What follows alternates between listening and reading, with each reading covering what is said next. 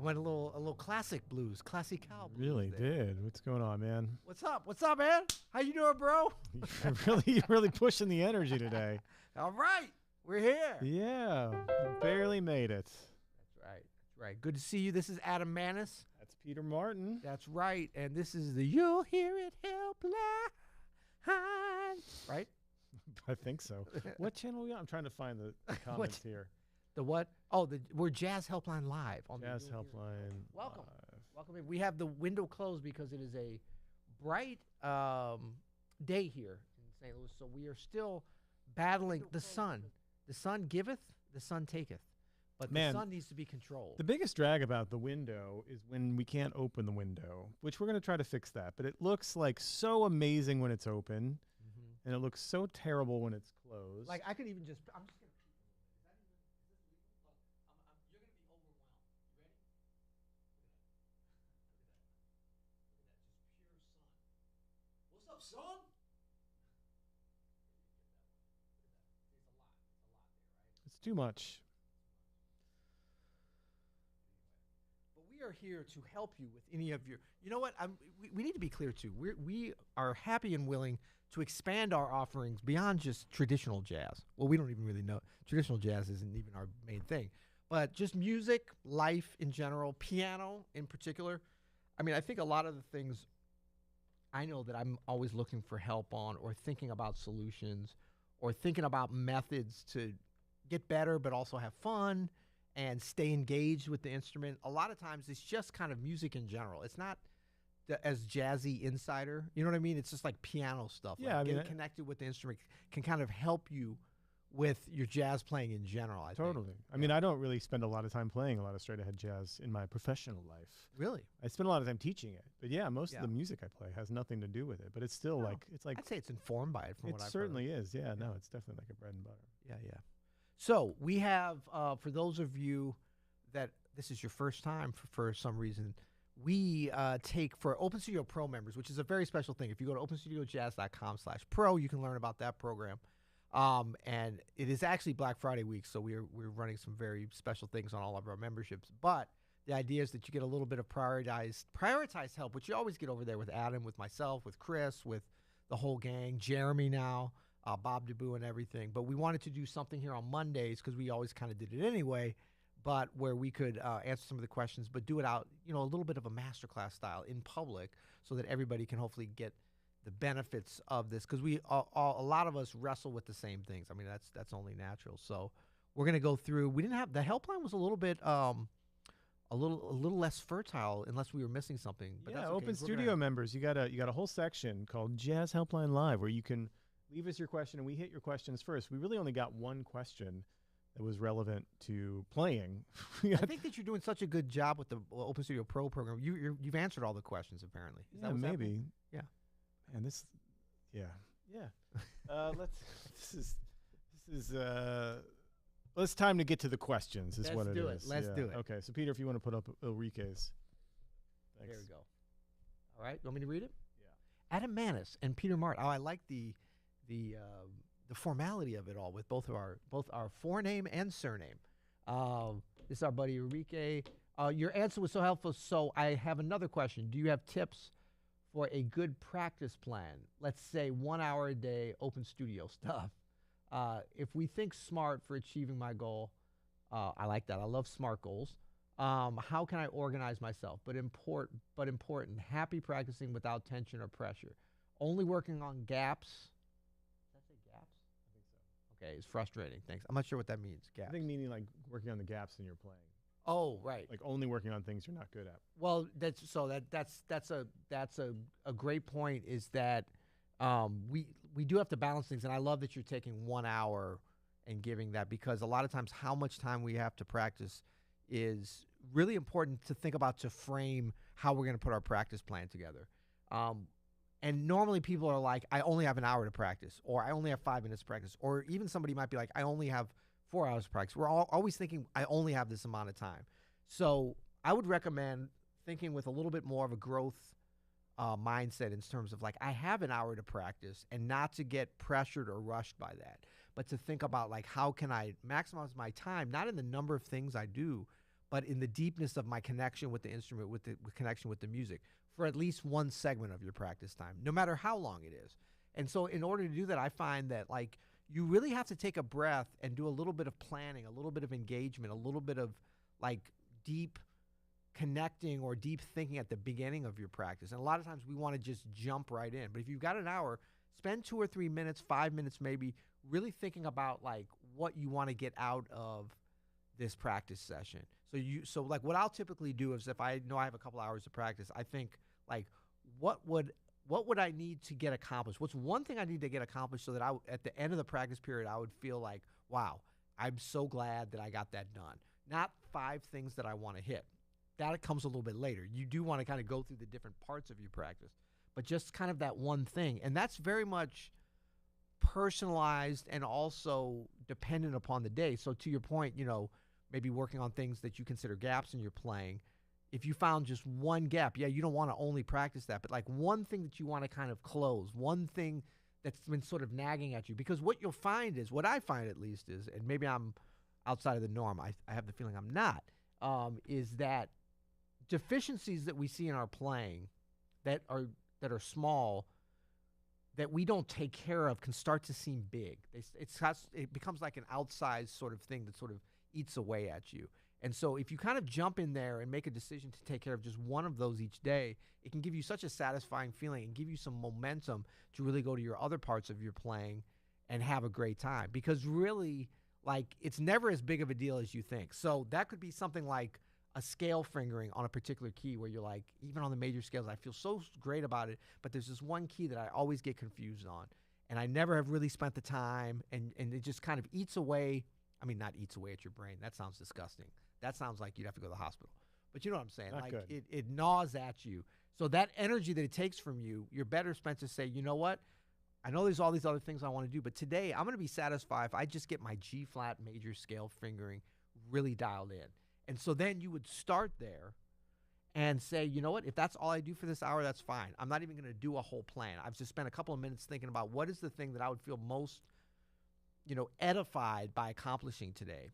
And you go to that and you spend however much time you need. I think a lot of times you'll find that like 20 minutes of practice on that G flat major scale with really getting the fingering dialed in, going through a methodical way of really good practice. I think that you'll find that it'll happen quicker, and you'll be so inspired and so happy that you've got that then you can go on to some really joyful practice. Plus, because you've already set the bar towards accomplishing this one thing, it's almost like you've got 40 minutes of free time then. Free play, as we used to call it back in the recess days, when we go out and play. And then you can really have some fun, and you're probably going to learn something during those last 40 minutes as well, because you're going to feel like, I want to really tie things together. But that's just one idea. Now, that's not going to work every day, but a lot of days, especially if we're kind of feeling less than, complete in our routine, it can really go a long way towards connecting with the instrument, connecting you with progressing in a way that's really, really useful and inspiring. Yeah, no, that's great. Focusing on the little details so that you feel like you've kind of eaten your vegetables before you get to just kind of have fun and play. I would also suggest... Wait, vegetables are fun? No, vegetables are delicious. Okay. They're great, but as a kid metaphor. Yeah. I would also suggest, trying something that I think a lot of people don't do. Like you're mentioning, like, do 1 hour a day of open studio stuff. So, you can pretty much throw away anything you get from a book or even a teacher. You don't have to do that stuff every single day, right? And in fact, some of the most productive practice you can do is to think about, well, what am I listening to right now? What's really compelling me as a listener? And then go figure that out. Go figure out what that is. Like, what are they playing? So if you're listening to something, you're like, I love this so much. Go try to figure that out. What is that person playing that you love about it? Even if it's just like one phrase. If you can spend an hour working on that, and you might not get all of it, you might not get the whole phrase or the right and left hands, or it might not even be correct completely. Like you might not, I'm not hearing all of it. But that work of going to get it can be more revealing than almost any other kind of practice as far as A, what your deficiencies are, B, where your artistic direction is going, and C, I don't have a third thing, but the two I think worked really well balanced with the third. so I had to have a C. But no, Enrique, seriously, what's at the top of your Spotify playlist for what you've been listening to this month?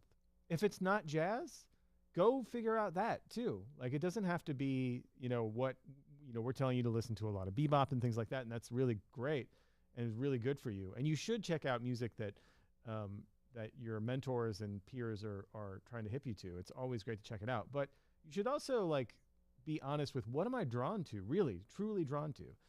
And do I know that? Do I have that figured out? Right. Do I figure out what they're doing, what the chords are, what the melodies are, what the tunes are, what the improvisation is around the things that I'm seriously committed to, I keep coming back to again and again. Like, if your favorite record, if you don't know at least one of the tunes from your favorite album of all time, it might not be, like, you might be having some work to do. You know what I mean? I like if dogmatic Adam. No, it's not dogmatic, but it is like, is it really your favorite record if you haven't bothered to learn any of it? You know what I mean? And if you've never done it before, it can seem daunting, but there's no better way to get good at it than to just do it. If a turntable needle drops in the woods, That's it. in the forest, And and there's you no don't one enjoy around. the very first sound that comes off of your favorite record, did that needle really drop? No. Okay. Yeah. Well, it was a rhetorical question, but you got it.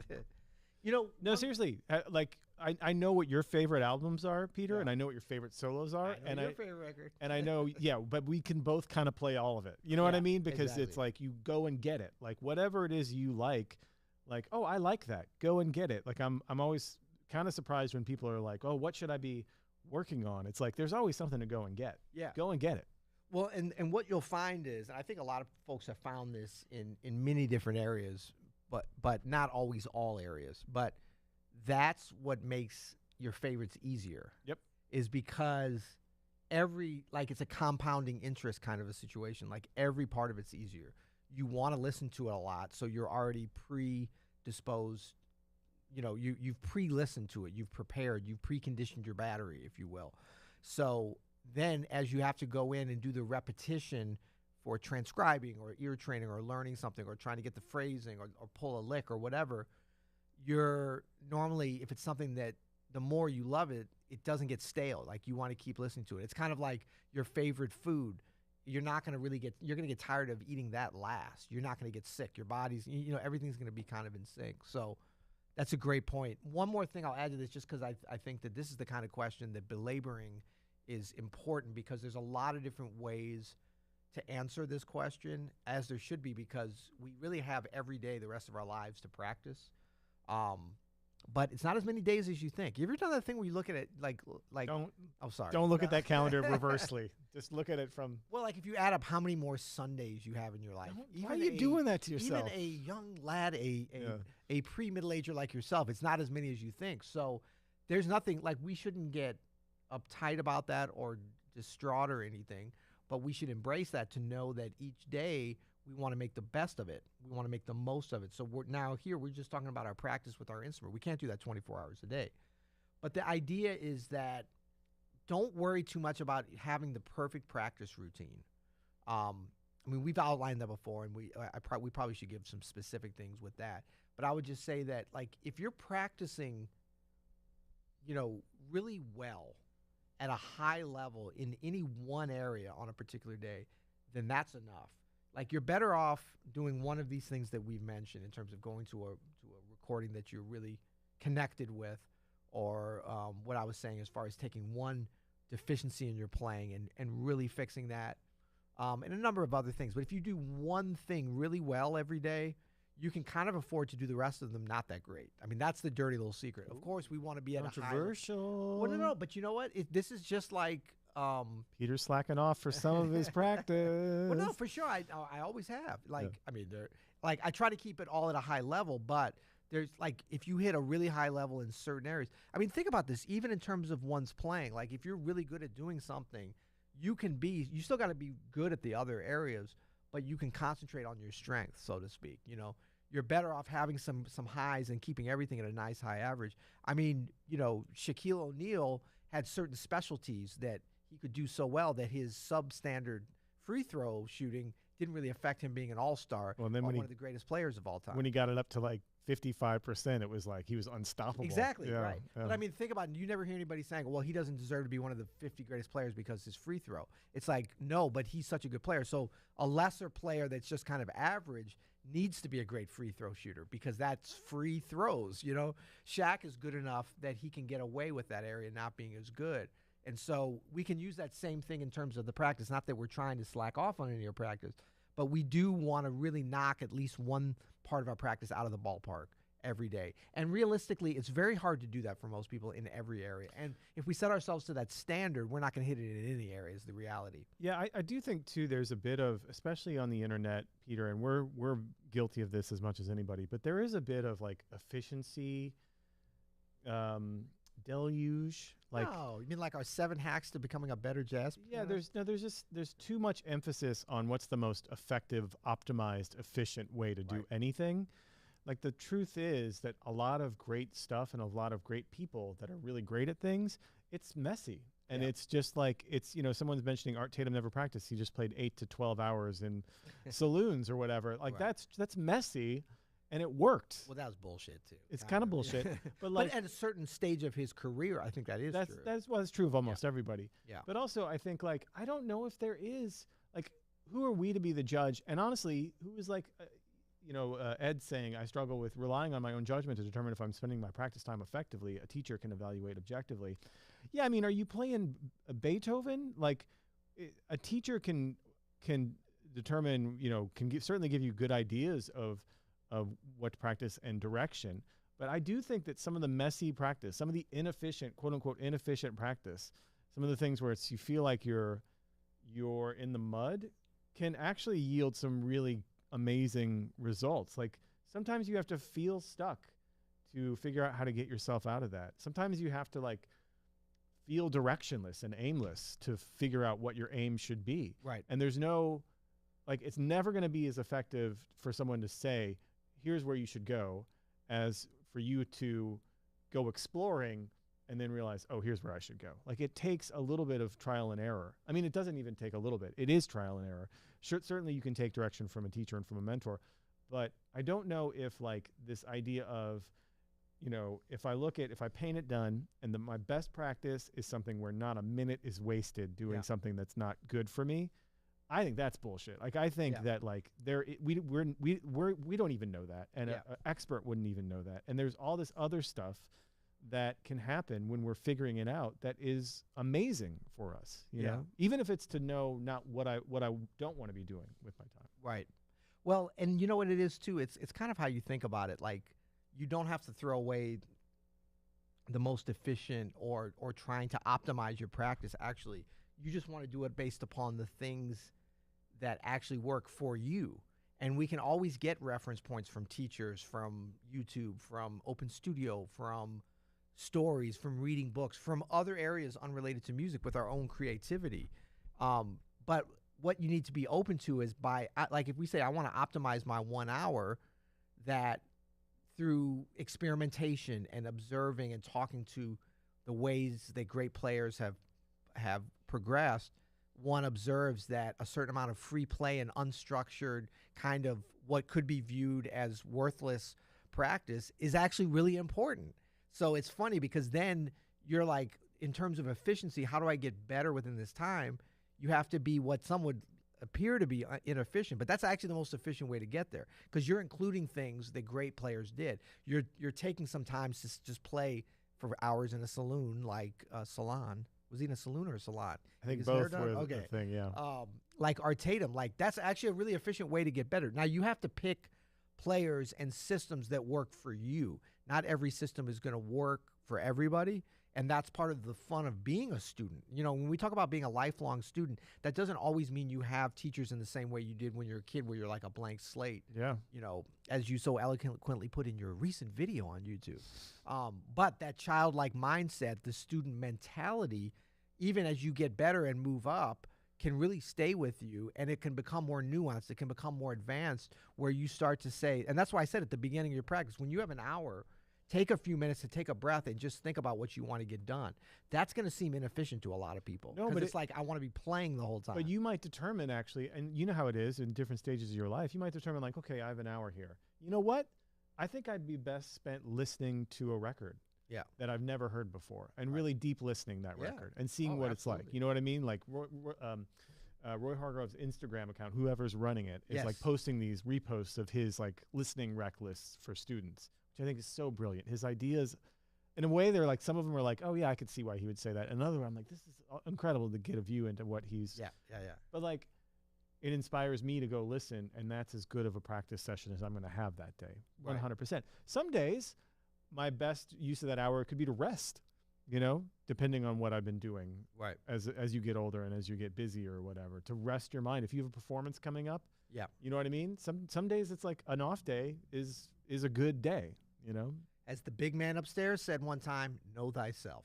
Silence can be a great practice. AMC Studios Movies said silence is golden at the beginning of every one of their movies. I got a quote for everything. How many slogans does Peter Martin have in his pocket? No, that's really good stuff. I love it. And I think, you know, but the know thyself part is like, this is why you can never take like blind, like even Adam's saying, sometimes you take that time and just go listen. That's absolutely right. But what you want to include with that is your kind of nuanced, like what you said is like, that's what I needed on that particular day. Yes. Knowing yourself like that. So you want to make sure like the efficiency thing is about what are the activities when you're building up a number of days. One day doesn't make or break your practice routine, but every day is important, like as you develop as a player. So it's a very interesting thing because you can like, and it's true, like you could not, you know, you could do no practice today, and if you practice the rest every day really well for the rest of your life, you're still going to probably get to about the same point. So it's weird. It's sort of like, it's like taking a piece of bread and tearing it in half and then tearing it in half again. Like in theory, you can keep doing that, right? Because you never get to zero. Yeah. And so you get to like one atom, but at a certain point, it's going to be falling apart. So that really, to me, makes it even more clear that the process is what is important. Because it's not just, you're not just putting money into the bank. That's the effect of what you're doing with your practice. Yeah. But until you get to that end, you don't see that you've built this thing up. But if that's all you care about, you're never going to actually get there. No, and because you're not going to be efficient enough with your development, the important stuff. Well, and just like with performing, right? With practice and really with life in general, the content is not nearly as important as how you play the content. So what you practice isn't as important as the spirit that you bring to it, right? Like how you do it, which is the process, right? So if your process is like, if you are distracted, you don't want to be there, and you're just playing what someone told you to, and it's not sinking in because you don't care about it, that's a waste of your time. Right. That's when you should go listen to music and try to get inspired or rest, right? Right. I think if you're really doing it right, you're really trying to follow what you're passionate about. That's what I was saying with Ulrike. Like check your listening habits. What are you listening to? And if you really don't feel like practicing anything, or you feel like, if you're questioning, is this an efficient use of my time? It's probably not. Right. You know what I mean? You'll know when it is because it'll spark. Like an hour will turn into 4 hours before you even know it because you can't stop. Right. You know what I mean? I mean, that's how it is, at least in my experience. Like when I find something that I'm hooked on, it's hard to take me away from it. Right. And that's when I know the best work is coming out. I think too, you know, to be fair too, I think a lot of what we're talking about is fairly advanced level practice routines. So in other words, like once you get to the point where you really know, well, you've kind of got all of the so-called basics. And by this, I mean like specific to your instrument. It's definitely easier in the beginning. Right. Yeah, there's right, more. because there's more of like a checklist to go through. You got to get things in all keys, Right. you know, scales, obviously, all that stuff. But I think what a lot of people do, and that's why I'm always like encouraging, like have the different segments of your practice. You know, something with ear training, something with transcribing, something with repertoire development, something with technical practice. So you could do 15 minutes of those as a foundation with a 1 hour routine as a specific thing, but then still have that one thing that you really want to get done and just sort of know where it falls in there. But then be flexible. Like if the technical thing you're really connecting with and you're making progress and is feeling good, stretch that to 20 minutes, stretch that to 25, and then take it off the other end from something else. There's nothing wrong with doing that. But like with all these things, it gets easier as you get more into this. When you're starting out, it's like, we don't want to give an excuse for someone that's like, you know what, I just wasn't feeling it today, but I'm gonna like just chill out on like a couple of hours of McCoy Tyner listening and just smoke some weed and get into the vibe. Wait, well, no, wait. Why are we saying that's not a good thing to do? No, it depends on what position you're in. Like if you don't know your scales yet, your scale fingering, then yes, of course you listen, but take at least 10 to 15 minutes to like practice your scale. It's like a lot of times people want to leapfrog, getting the basics in the checklist. You don't have to do that all in the first day or the first week or even the first year, but you do want to be making progress on those the fundamentals of being able to play your instrument, the fundamentals of understanding jazz. All I'm saying is that to be able to take a whole day off is a luxury that's a little bit later in the journey, don't you think, than that kind of beginner level? I don't know. Okay. I Oh, don't know, a man. little controversy here on the helpline. Yeah. Hello, I need help settling a dispute between us. Well, what do you mean? Well, I think if you're worried about, again, if you think that you're going to get stuck in the mud by smoking weed and listening to McCoy Tyner, and that you're not going to progress, then maybe this wasn't for you in the first place. Like I'm saying, I can't listen to McCoy Tyner for more than a few tunes before I go over to the piano and like, what the hell was that? Right. Just happened, right? So if you don't have that kind of curiosity, this maybe not be for you, which is fine. Like that's totally cool. No, I agree, but this isn't opposed to that. All I'm saying is that if you're listening to McCoy Tyner and then you go over and play something, that's great. But if you can't find 5 or 10 minutes to work on your scale finger and you don't really have that together yet, but you're kind of like, oh, I'm just feeling more listening today. That's not an excuse to like totally shelve the fundamentals. That's all I'm saying. There's going to be days when you can excel more at those because you're just, and it's really up to us too to find the time of day. Like you have to find when you're most productive. Most people don't have the luxury of being able to choose. If I start at like 8 a.m., it's all scale fingerings. Yeah, because that's like your brain is like, what can I fix? Exactly. Right. Yeah, it's true. And so, but even if then, you start at like 8 p.m., it's like, yeah, where's the weed and the McCoy? Well, I don't even smoke weed. So I don't either. But I mean, that would be the time I would do it. I would imagine. But I'm just saying that there's still going to be times if you get up at 8 a.m. and you plan everything and you start practicing, you're like, it's just not happening today. But if that's by the same token, what you say, you listen to McCoy and you don't go over to try it, you should question what you're doing. I would say if you, for a number of days in a row at 8 a.m. are getting up and you have no motivation to learn your basic scale fingers and you don't know them, at a certain point, you got to be like, are you really going to learn the piano? You know what I mean? Yeah. Because that's just one of those things that you have to do. And you have to get beyond. But in terms of the framework of just one thing each day, you don't have to learn them all in one day. Just learn something. The great thing about technical work, scale work, it works like that's such a building block of creating music that once you start to make that connection, you're going to want to do that. You're going to want to solidify that's what because that's the tools to get to the promise. I think that's what I was kind of saying is like if you're really inspired by McCoy, you're going to go try some McCoy stuff. And if you don't have the scale fingerings, you're going to find out really fast that you can't do that. That's so you're going to be like, they work together. Okay, I'm going to need to get some pentatonic scale fingerings in if I'm going to actually pull this off. Yeah. But I'll just say that the road is littered. The road of good intentions is littered with folks. Another slogan coming. No, this is more of a saying than a slogan. No, I'm saying it's littered with folks that have fallen by the wayside with being distracted by practicing everything except what they need to be practicing. Wayne Gretzky, Michael Scott, Peter Mark. Right. Dental office poster. Yeah. I mean, it's just, you know what I'm saying, though? It's like you're always going to find a reason not to practice something that you should be practicing on a particular day. There's going to be way more reasons that you'll be able to find to not do it than just to do it. And that's part of my thing of like take 3 minutes, take 5 minutes at the beginning, take a breath, really think about what you want to accomplish, what you need to accomplish, and get at least one of those things done. Because otherwise you're going to find all sorts of different other things, reasons to not do it. And that's my whole framework with like the kind of 4 segments of practice or 3 segments, is that it takes away some of that decision making. Yeah. Because we can get like decision fatigue as to what to practice. I think we've gone over some great things in terms of like pivoting and like feeling the wind on a particular day to say, what is it that I need today?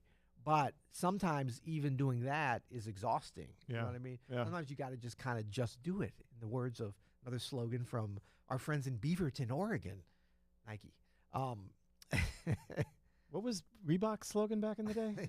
Just try to keep up with Adidas. Try to keep up with Adidas. With Puma. Yeah, that's right. Just try to get a great buyout offer.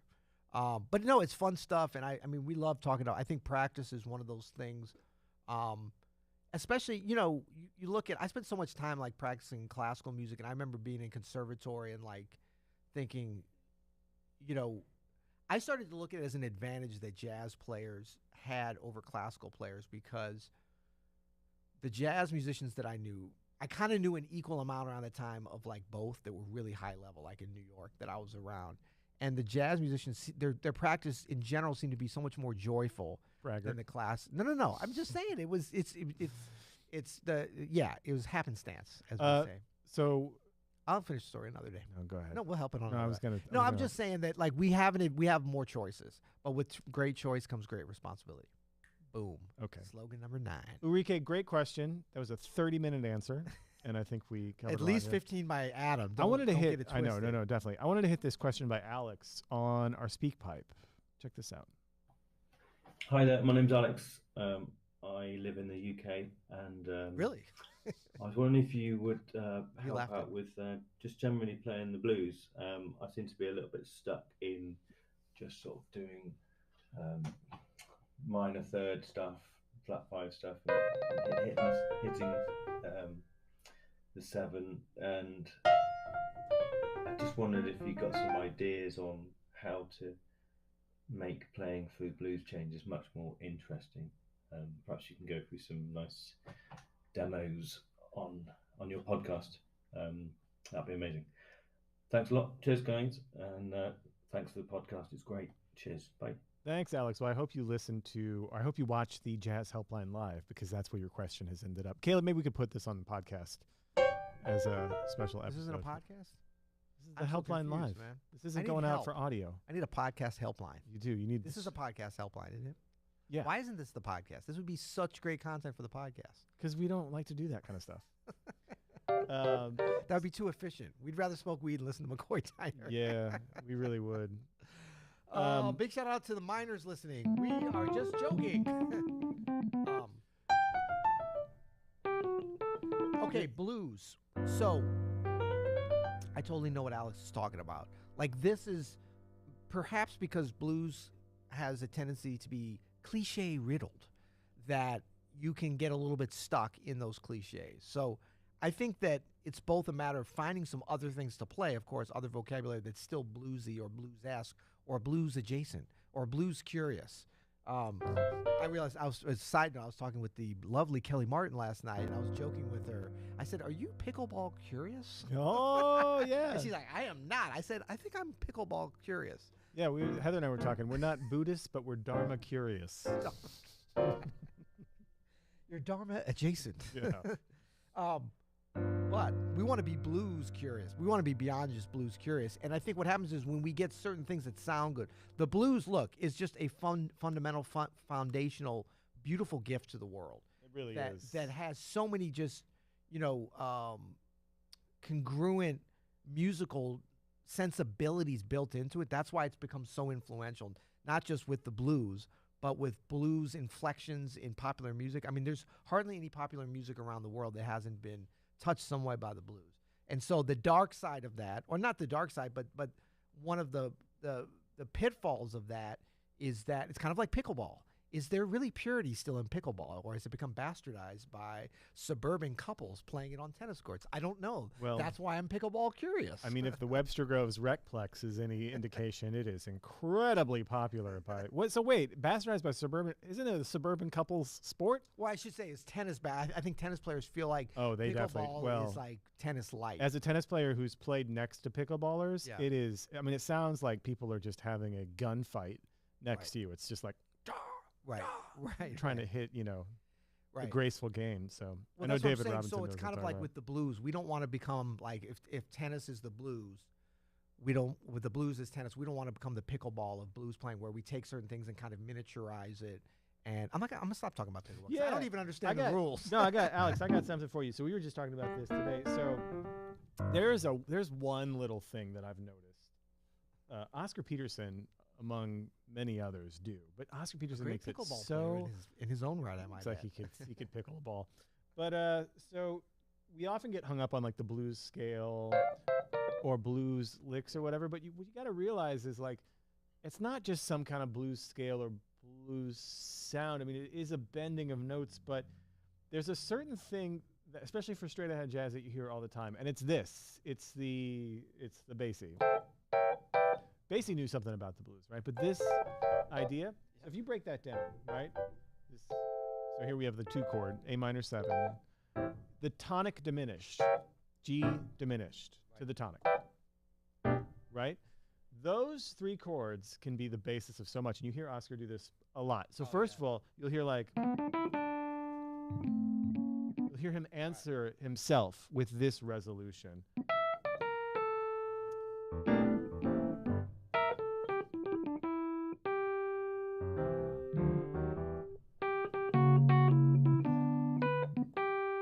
And then even go down to it.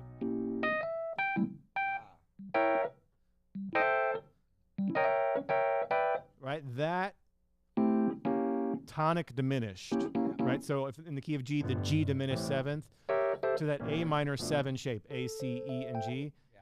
Not only is it that great, like,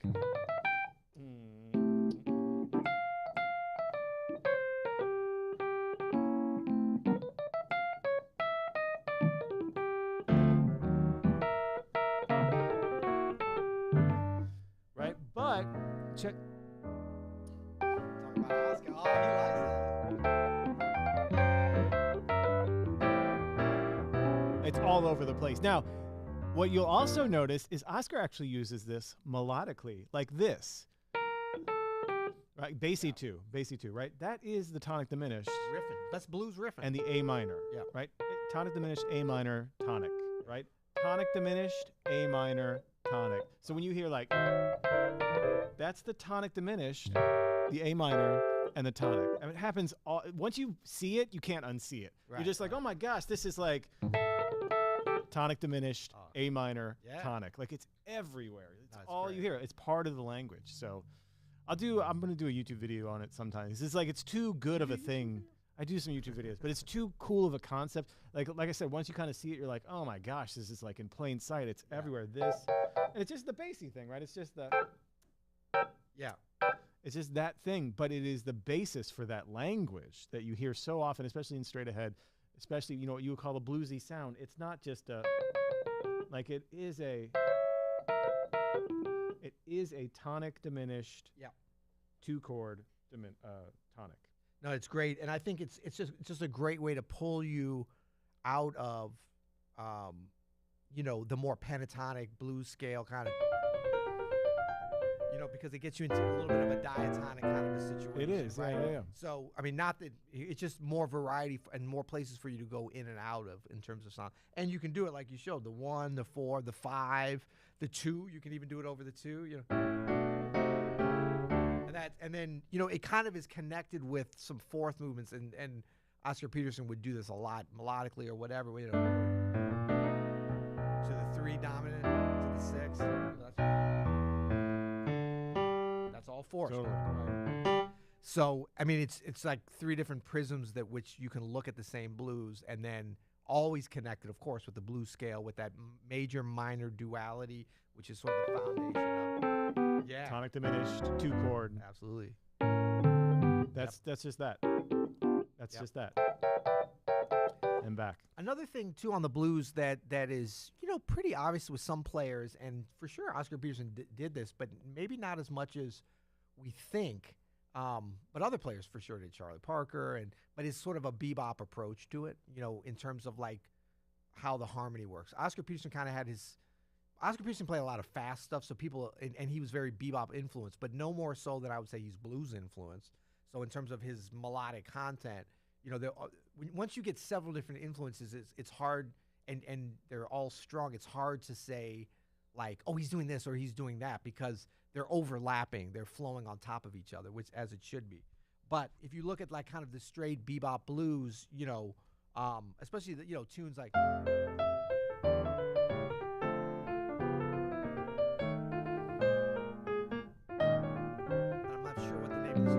Blues for Alice. Blues for Alice. Written for the wonderful sitcom in the 70s, Alice. Yeah, somehow Charlie Parker. He was ahead of his time. Foresight. So we can just look at. You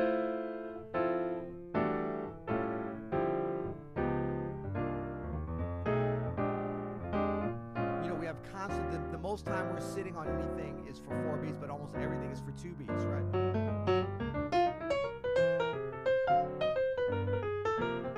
So instead of abandoning the blues sound, we're looking at filtering it through the bebop stuff. So like even the turnarounds, we might do something like that, 1 6 2 5, but we could also be like, well, we're on a blues. So we're starting out our lines. We're starting out blues, then going bebop, or maybe we're going. Starting out, going bebop, and then coming out of it. You've got a lot of different choices, and I think. And we'd like to thank you for choosing pickleball. Pickleball.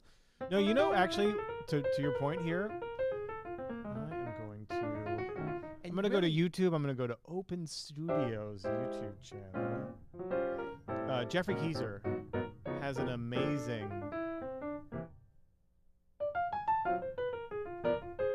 And really, while he's pulling that up, you know, learn some Charlie Parker solos over a blues. Like if you want to get a different kind of vocabulary, or learn like a Charlie Mingus bass solo or bass line over a blues. You know what I mean? There's so many different reference points we can take. I just put in the chat a link to Jeffrey Keyser's Open Studio YouTube video where he goes through a blues and he'll do like pure, like he'll start with a chorus of blues, right? Where he's playing what you consider more traditional blues line. This is a great, especially if you're advanced players, it's a great way to practice this. So you would do like a, you know, even if you just stay on the blues scale or whatever, one chorus of that, and then one chorus of like pentatonics. McCoy Tyner style, and then one chorus of like bebop.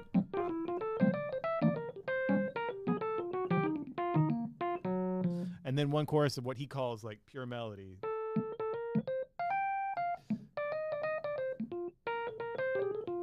Right? And so to just keep shifting that idea, so each chorus you're doing something different. Blues, bebop, pentatonics, pure melody. It's a great way to practice it. It kind of gets you out of your restricted practice. It's restricted. I mean, that's what the name of the video is. It's restricted practice. Yeah. Right. Oh, that's great. Good. All right. Hey, by the way, speaking of restricted, unrestrict yourself. Hit the like button here for this video. Unlock. And subscribe to our new You'll Hear It YouTube channel that you're on right now. You probably don't even know. You're like, oh, these are the Open Studio guys. No, you're on the You'll Hear It YouTube channel. If it doesn't say subscribed, hit the subscribe button down there.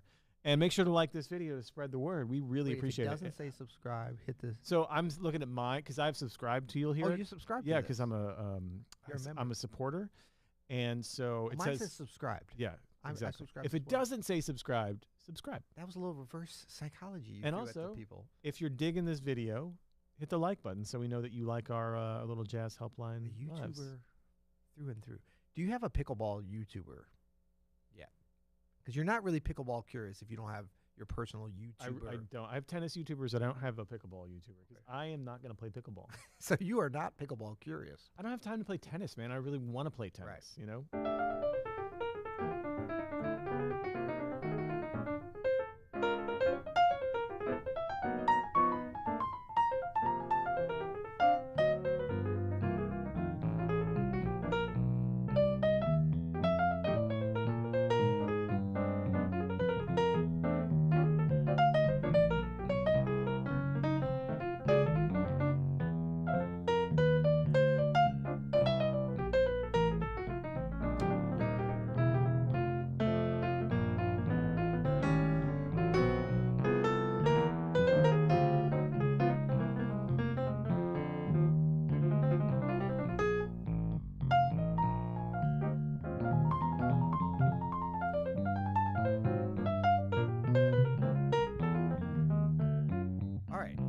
A couple more questions before we.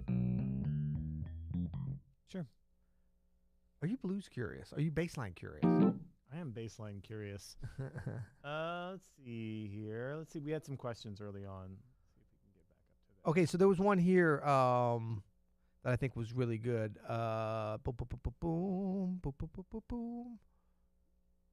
About. Okay, Art asks, what were your most memorable breakthrough moments as young jazz pianists?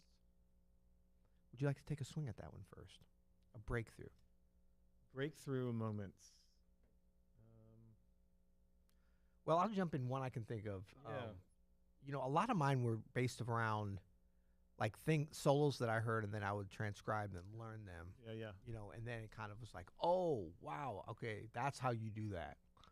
And I've talked about this before with you, Adam, and probably here on the pod. No, we're not on the pod. On the helpline, probably not. Lonnie's Lament, McCoy Tyner. That solo, like, that was a real breakthrough. I mean, and for me, a lot of times breakthrough is like, you can learn something every day. In fact, you'd be hard-pressed to practice or listen to music or be music adjacent and not learn something. You might not feel like you are, but you're going to learn. You're going to grow, even if it's a small amount. But for me, a lot of times breakthrough is when, like, all of a sudden this big, either like one big concept just sort of reveals itself. It's like been sitting, like you said earlier, sitting there and hiding in plain sight, And so for me, that solo on Lonnie's Lament just unlocked so much. And really a lot of it was just still stuff I do, like left-hand voicing. And, some of those YouTube shorts that I did last week, everyone's asking about, what are those voicings you're doing? Yeah. And I just want to just send them all a Crescent album. I know, right? You know what I mean? Because that's where I got it from. And so I think things that are breakthroughs a lot of times will become impactful. It's not that, like, McCoy's solo on Lonnie's Lament is better than any one of 20 other solos I could quickly name you from McCoy, because I think it's great, and you could argue it's his greatest solo, but not necessarily. I mean, it's no greater than other ones. Yeah. It's not like, Will Chamberlain, scored 109 points I mean, obviously that's his greatest game, Yeah. It's not like that. It's just a great solo. But the intersection of the sort of timing and the information I needed and the unlocking of a concept. And it's not just about the voicings. It's about where they come from, where they're going, how he sets up that solo, that truly modal playing. You know what I mean? Yeah. And so it just sort of clicked for me, and I'm always grateful for that.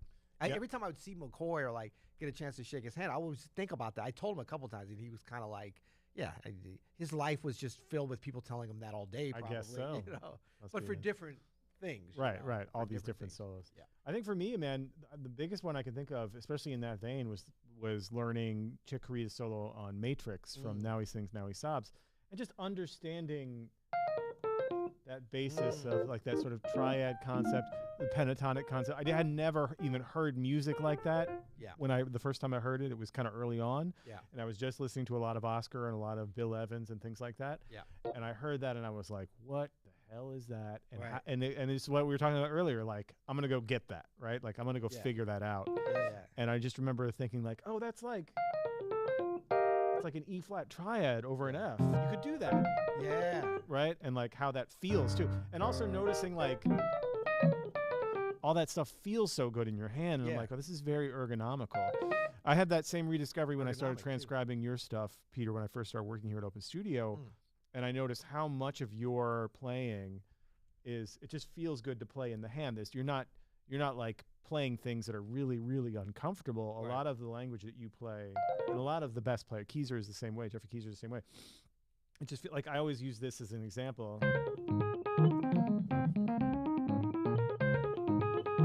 Like, this feels so, it sounds like it's difficult, but it just, like, you can just groove that once it's in there. Like, it just lays really well in your hand. That was a big lesson for me. I feel like I was always trying to, like, jam things in that were music first. And I was like, make it easy on yourself, buddy. Like, use your hand, the way it's designed. Yeah, that's great. The ergonomics of playing the piano cannot be understated. Blossom you look says at a lot of great classical composers, and I'm talking about composers that really knew how to great write. Pianists. Right, yeah. Exactly. They really knew that. I think Thelonious Monk's music, like the ergonomics of it, they fit so much, like the angularity of his music. Absolutely. In a way that, like, if you learn the right voicings and you really play it in time, it feels good. It fits. It forces you to play it with the kind of phrasing that I think he intended, or at least the way he played it. We were listening to Gene Harris. We're transcribing some Gene Harris on a Ray Brown Trio album. And he does like one of those things. And like, those are so useful. These little runs that are just so ergonomical, where you can just lock in the fingering. We talked about it a little bit on that runs video that we made too, that it just makes a huge difference in sounding good, Nice. Cool. Well, I hope we provided some help, some solace. I think we did. A little bit of erudition, There was an error in the way I, you know what I'm saying. Erudite? Is that what the basis of this is? Like, Yeah. Eridu? I have no idea. Erudition.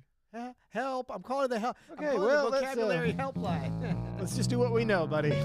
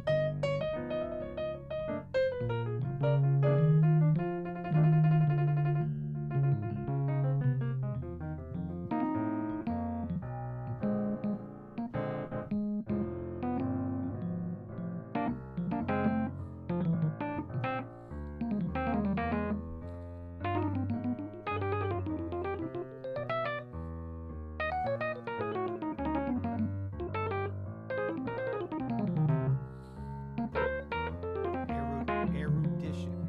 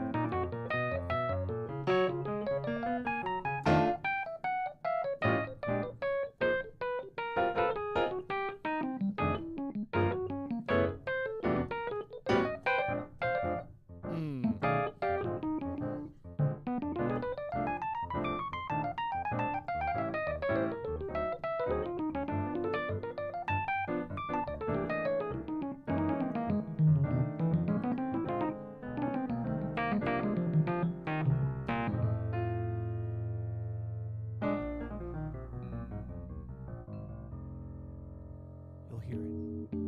Helpline. I want some help. Helpline.